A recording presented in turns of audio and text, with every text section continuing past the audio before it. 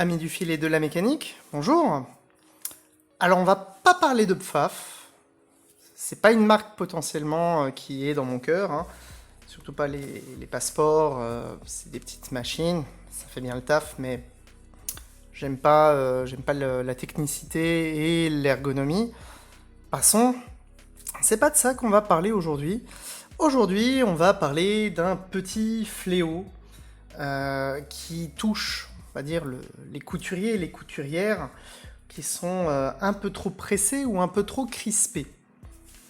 Là, cette machine, donc elle est venue pour un autre problème, mais au moment de la tester, il s'est avéré que j'ai découvert quelque chose.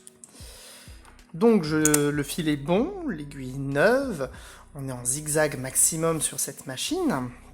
Pareil, le fil est bon. Et quand je couds, hop, on va faire une belle petite longueur.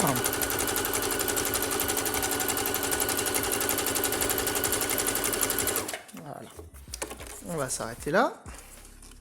On va couper le fil. Voilà. Donc là, j'ai mes beaux pointes dessus. Mais par contre, en dessous, c'est un petit peu bizarre. On voit bien que mon fil est beaucoup tiré. Alors à quoi c'est dû? Encore une fois, c'est pas l'aiguille, puisque l'aiguille, elle est neuve. C'est pas le fil, mon fil, il est bon. Mon boîtier canette, il est réglé. Et je ne vais pas le dérégler. Plus le dérégler, ça veut dire que je le mets à 0. Ma tension du dessus, elle est bonne, là elle est à 4, c'est ce qui est recommandé. Non, le problème, il est tout à fait autre part. Le problème, il vient de la plaque à aiguille. Ce client ou cette cliente est un couturier un petit peu trop pressé ou trop crispé. Si vous regardez bien, ici, au centre de la plaque à aiguille, vous avez notamment des petits impacts d'aiguille, là, là, et surtout, là, ici. Ces impacts d'aiguille, en fait, ça va agir comme un véritable ciseau sur votre fil.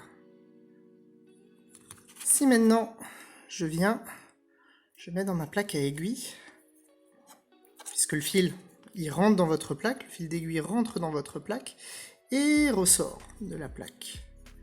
Le souci ici, c'est que mon fil, il se fait tout simplement accrocher à ce niveau-là. Là, vous voyez, là, je le tire vers le bas, il y a une surface d'accroche. Et si je tire de trop, ça va me sectionner carrément mon fil. Ça fait des réelles bavures, hein.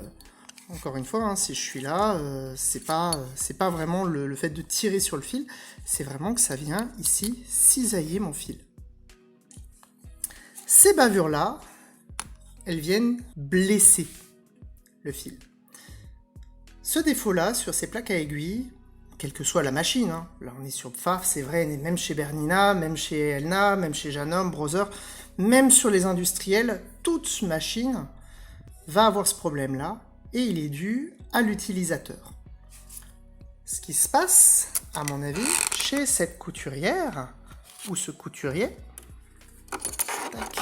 c'est que quand il coud, à mon avis, il retient le tissu vers lui. Pourquoi je pense ça? Parce que la plupart des impacts d'aiguille sont sur l'avant.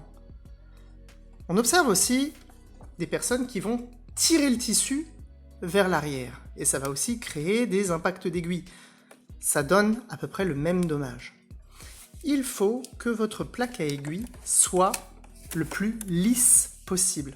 Le fil doit glisser sur votre plaque à aiguille. S'il est retenu, ça va vous faire ce genre d'erreur. Là, je vais un petit peu réusiner. Et on va faire le test. Donc j'ai limé, j'ai réajusté. Et bon, il y a encore, hein, on pourrait aller un petit peu plus loin, sauf qu'après, on risque d'abîmer beaucoup plus la plaque à aiguille. Mais à ce niveau-là, j'ai donc enlevé les accros. On a toujours notre tissu témoin, hein, donc là, on voit bien que mon fil du dessous retient beaucoup celui du dessus. Donc on va voir avec une plaque en meilleur état ce que ça donne. Et vous allez voir, le résultat est saisissant. Hop. Voilà. Donc là, pour pas faire de bêtises, avant de resserrer ma plaque, je vais tirer mon fil. Voilà. Hop là. Donc, comme tout à l'heure, hein, même aiguille, même réglage, tout pareil, on a juste changé la plaque. Démarche scientifique, et on va comparer. Tac. Donc là, pour être sûr et certain de faire, hop, de comparer les deux, là j'ai mon échantillon numéro 1, et du coup je vais faire mon échantillon numéro 2.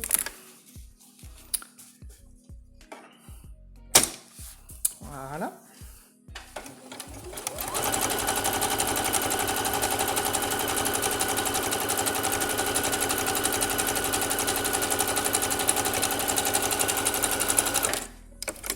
Hop. On coupe. Tac. Et vous allez voir que le résultat est sans appel. Ici, sur mon numéro 1, tac, on voit bien que mon fil, là, je peux passer en dessous. Il n'est pas assez bien tiré. Chez le numéro 2, là, je suis beaucoup mieux. D'ailleurs, j'ai même un petit peu trop de tension au-dessus, parce que mon tissu gondole un poil. Donc là, pour un petit peu l'aider, je devrais même un peu baisser la tension. Donc là, on voit bien qu'il tire, alors que là, il est beaucoup plus net. Il y a encore un petit réglage quand même à faire au niveau boîtier canette. Mais au moins, on voit l'impact que va avoir notre plaque à aiguille sur le tissu. Quand vous cousez, laissez la machine travailler pour vous. Une machine qui fait des choses de façon automatique et précise, c'est pour nous simplifier la vie. Ce n'est pas à nous de l'aider. Nous, on va, si on a besoin d'augmenter son point, ben on va l'augmenter sur la machine. On va le passer de 2,5 à 3, par exemple, si on veut un point plus grand. Si on veut un point plus court, ben, on ne va pas retenir son tissu. Quand on fait de la couture, il faut que le tissu soit fluide sous la machine. Je ne vais pas retenir ou je ne vais pas tirer. Même si c'est des matières un petit peu difficiles, je ne vais pas... même en accompagnant le tissu. Ça ne sert à rien. Laissez la machine travailler. La meilleure position pour les couturiers et couturières, c'est les deux mains de part et d'autre sur le tissu. Et quand on est sur le bord, c'est je soutiens le tissu, je ne le retiens pas, juste je le soutiens et j'avance avec le tissu. Cette machine a été conçue pour travailler à votre place, bah, laissez-la travailler à votre place. Voilà, c'était la petite vidéo technique du jour. Puis bah, je vous dis à très bientôt. Ciao!